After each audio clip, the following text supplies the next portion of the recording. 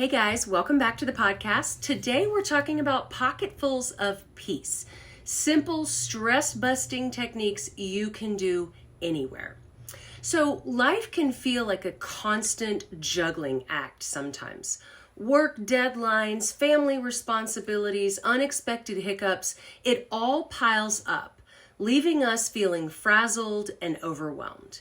Now, while carving out an hour for a yoga class or a long meditation session is ideal, the reality is that most of us need stress relief that fits into the tiny pockets of our day and maybe doesn't involve wine as a food group.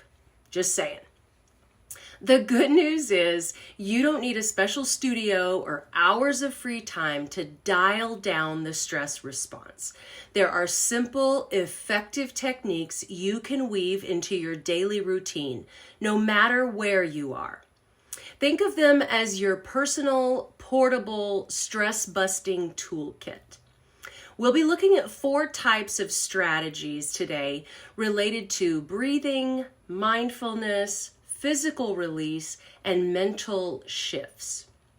So the first set of easy to implement strategies that you can try right now, wherever you happen to be, is breathing of a specific type. So breathing in certain ways helps to down-regulate the central nervous system and induce a feeling of calmness. It's like a built-in reset button. And who doesn't need that, right?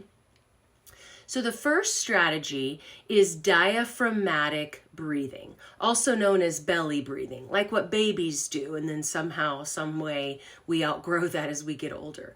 But this technique calms the nervous system by engaging your diaphragm. So you want to place one hand on your chest and the other on your belly. Then you're going to inhale slowly through your nose and feel your belly rise more than your chest. Then exhale slowly through your mouth, feeling your belly fall. Repeat this for a few breaths. It's something you can do sitting at your desk, waiting in line at the grocery store, or even while you're stuck in traffic on the freeway. The second strategy is known as 4-7-8 breathing. This is a powerful technique for inducing relaxation. So you're going to exhale completely through your mouth, making a whooshing sound. Get that air all out. Then close your mouth and inhale quietly through your nose for a count of 4. Then hold your breath at the top for a count of 7. And then exhale completely through your mouth for a count of 8. Again, making that whooshing sound. So a slow count of 8 exhale. And you're going to repeat this cycle at least 4 times. It's another one that's discreet enough to do almost anywhere, and it can be particularly helpful before a stressful meeting or when you're feeling anxious. So these controlled breathing exercises can really help.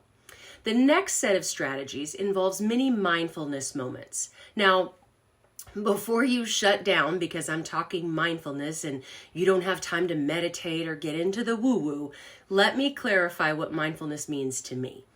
So being mindful is simply about being aware of what's going on in your body. It's about taking a moment or two to down-regulate or reset that central nervous system, the CNS, finding presence in the everyday. Now, you might be wondering, why is this important? Well, because the CNS, which is made up of the brain and spinal cord, is the command center of the body. It acts like a computer, constantly receiving information, making decisions, and then sending out instructions to keep everything running and allow us to interact with the world.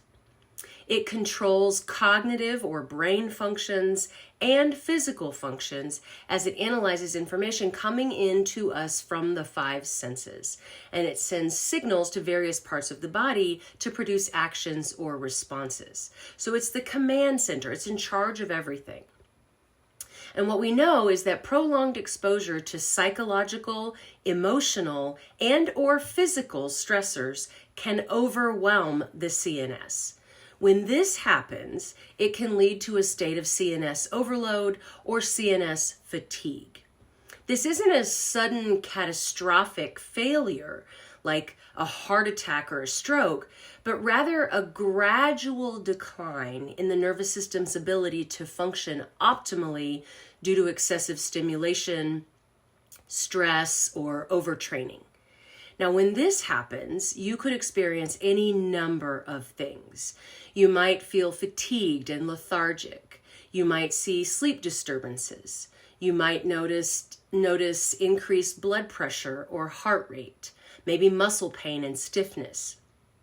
Some people experience digestive issues or appetite changes, hormonal imbalances, or a weakened immune system, so you're susceptible to everything. Maybe problems concentrating or making decisions. You might see brain fog or memory problems. There may be increased negativity or pessimism within you, or mood swings or increased irritability. You might also experience anxiety or depression. You might feel like socially withdrawing or isolating. You may notice an increased use of substances, maybe nervous habits or repetitive behaviors. It's a lengthy list, as you can tell. But the good news is that it doesn't have to be this way. To help prevent or combat CNS overload, here are 2 simple mindfulness strategies you can use to right the ship. So the first strategy is sensory awareness, and that's where you take a moment to really notice your surroundings. What do you see? What do you hear? What do you smell? What can you feel, like the texture of your clothes on your skin, or maybe the temperature of the air? Engaging your senses brings you back to the present moment, interrupting that stream of worried thoughts. You can try this while sipping your morning coffee, while taking a short walk around your neighborhood, while waiting in the school pickup line, or just take a quick break at your desk and just sit back for a couple of minutes and try this out. The second technique is mindful observation. So that's where you choose an object around you. It can be a leaf, a pen, a crack in the sidewalk, anything. But you're going to observe it with curiosity, as if you're seeing it for the first time. Notice its colors, shapes, textures, and any details you haven't noticed before. This simple exercise serves to shift your focus away from stressors and again into the present moment. Now, believe it or not, quick mindfulness exercises such as this one can lower the level of cortisol in your body, which is also known as the stress hormone. Cortisol affects everything from your mood and emotional reactions to your weight to your sleep. So regulating it is tremendously important, of course. The third group of strategies has to do with quick physical releases to move the tension out of your body. Now, if you've studied much about the mind-body connection, you know that the two are inseparable. The brain and body are inextricably linked by the spinal cord, which means they're in constant communication with each other, sending signals incessantly back and forth, whether we like it or not sometimes. Now, the good news here is that we can make this work in our favor. So when the central nervous system is overstimulated, we can do things with our physical body to help downregulate it. So we're taking advantage of that mind-body connection, that inextricable link. Now, various parts of the body are said to hold different emotions and types of stress. So I want to go through some of these connections that have been identified by research. So for instance, lower back pain is said to be due to repressed anger or frustration. If you have stomach or intestinal discomfort, that often is fear or anxiety. If you have heart pain or chest like tightness, that could be hurt, sadness, or feelings of emotional pain. Makes sense. There's a broken heart and then there's a broken heart, right? If you have head pain, that could be loss of control or difficulty with stress or anxiety. Neck and shoulder tension is said to link up with burdens or responsibilities and feelings of being overwhelmed. So you've got a lot on your shoulders. Lung difficulties are linked with anxiety, panic, or a feeling of suffocation. Throat problems could be oppression or feeling unable to express yourself. And then jaw and teeth clenching can be anxiety, stress, and emotional tension. Now, these aren't absolutes, but a lot of this has been borne out by the research. So whether you have pain or tension, wherever you have it, see if these emotions or stressors are going on for you and work to loosen or release tension from those areas. When it comes to working out physical tension and pain, activities like yoga and self-hypnosis are great strategies when you can make the time. Beyond those things, there are some quick physical exercises you can do to help. So the first is shoulder rolls. Now, tension often accumulates in the shoulders and the neck. So to loosen things up, you're going to gently roll your shoulders forward and then backward a few times. You can do this while you're sitting, while you're standing, whatever works, and it's a great way to release that built-up stress during a long workday, especially if you're sitting in front of the computer for most of the day. Now, second is hand clenches and releases. Our hands can also hold stress. So think about like clenched fists when you're angry or wringing your hands with anxiety. So you're going to clench your fists tightly for a few seconds, then release them completely, wiggling your fingers.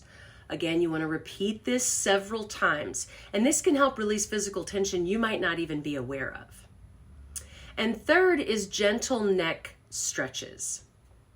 So you're going to slowly and carefully tilt your head towards your right shoulder, hold it for a few seconds, repeat it on the left side, and then drop your chin toward your chest, and then slowly lift your head back up. You want to be careful not to have any jerky movements, and certainly don't force the stretch.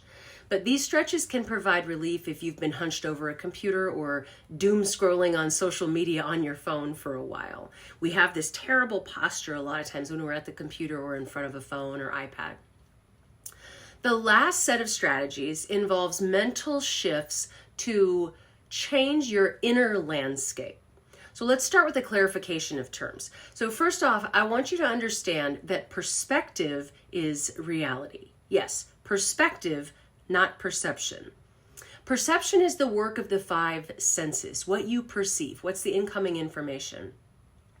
Perspective, on the other hand, is the processing of that incoming information that generates your thoughts.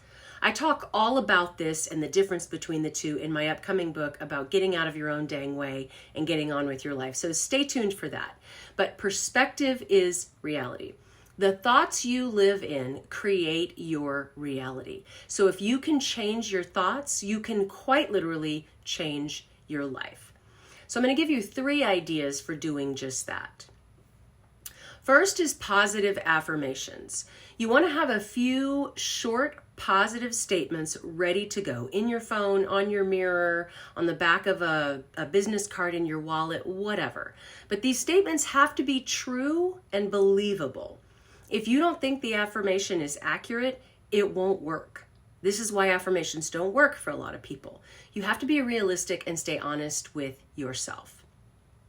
Once you come up with some phrases, store them somewhere. Like I said, put them on a sticky note, keep it with you, put it in an obvious or conspicuous place so that you can access them quickly and easily. For most people, that's probably in the Notes app on your phone. But then when stress creeps in, you repeat one of these affirmations to yourself, silently or aloud if appropriate. Let me give you some examples. So, I am capable is one thing you can say. I am calm. I can handle this. I've survived more challenging things than this. I'm the kind of person who can succeed in this situation. I'm doing my best with what's available to me right now. The second strategy is visualizations. So taking a couple of minutes to take a virtual vacation to a favorite spot also helps downregulate your central nervous system and brings you feelings of peace and calm. So you're going to close your eyes and imagine a peaceful place. Perhaps it's a favorite spot in the mountains, or a calming beach, or a cozy room in your house or at a place that you've stayed. You want to engage your senses in the visualization. What do you see, hear, smell, and feel in this imagined space? Even a brief mental escape can help you feel better. It serves as a distraction and brings you into the present. Third is the 5-4-3-2-1 grounding technique. This is particularly helpful when you're feeling overwhelmed or anxious. So the way it works is that you identify 5 things you can see, 4 things you can touch, 3 things you can hear, 2 things you can smell, and 1 thing you can taste.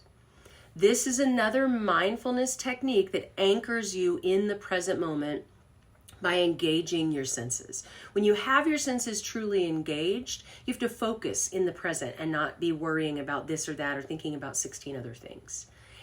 Difficult, but you can do it with practice. So the key to effectively managing stress with these simple techniques is consistency. Don't wait until you're feeling completely overwhelmed to try them either. You want to integrate them into your day as preventative measures. Maybe take a few deep breaths before answering a stressful email, or practice mindful observation while waiting for your kids after school. By incorporating these little pocketfuls of peace into your daily life, you can build resilience against stress and navigate the inevitable challenges with greater ease, no matter where your day takes you. Remember, even small moments of calm can make a big difference in your overall well-being. This is mental hacking or psychological hacking. Now, if central nervous system issues are affecting your sleep, I'd love for you to try out my inexpensive course, Better Sleep Blueprint, Getting the Sleep of Your Dreams. The course offers proven strategies to downregulate your central nervous system, lower that cortisol stress hormone, and help you get restful, consistent sleep. As an add-on, you can get sleep audios of yours truly, walking you through 9 different sleep scripts to help you drift off to peaceful rest. Just head over to the psychoeducationacademy.com or click the training link in the show notes to take a closer look at the material to see if it's right for you. And if you're frequently plagued by negative thoughts that you just can't seem to unload, I have a course that can help significantly. And right now it costs just $14, okay? Super deal for a lot of information. Again, you can get more information on this game-changing course by clicking the training link in the show notes or heading over to the psychoeducationacademy.com. There's also an app through GoKollab, GoKollab, and you can get all of your Psychoeducation Academy training in that app as well. Because once you learn to manage your thoughts, you start to feel differently.